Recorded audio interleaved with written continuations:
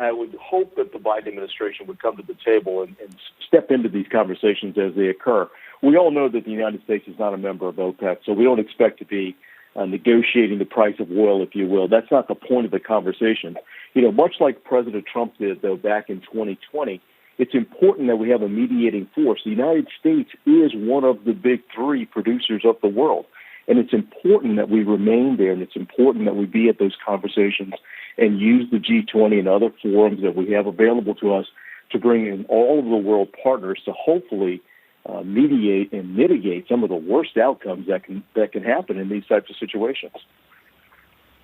What's the worst outcome in your view? Are we going to see oil hitting 100? You could very easily see oil hitting $100 a barrel, potentially even higher.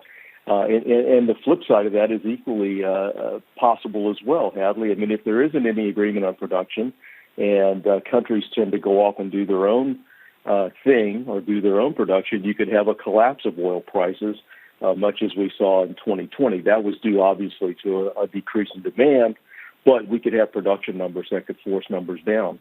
And that would be detrimental to the producers here in the United States.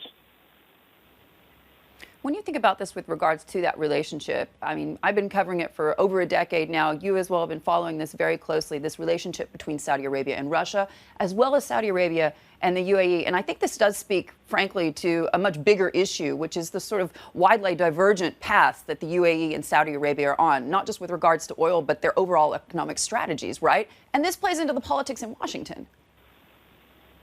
That's exactly right. I mean, they are on divergent paths. I mean, they have similar goals. I think you saw recently His Excellency or His Royal Highness Abdulaziz put out a program that was called a Circular Economy Program.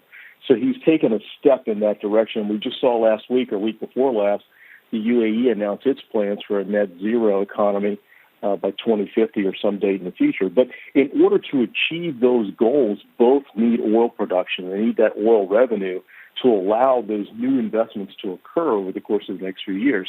So while they've taken different paths, I think they have the same goal. But with regard to production today, I find it striking that the UAE has stepped away from Saudi Arabia, a long time ally within OPEC and OPEC Plus. And I know Mr. Mazrui, His Excellency Mazrui, as well as His Royal Highness Abdulaziz, very well. They're both good and honorable men.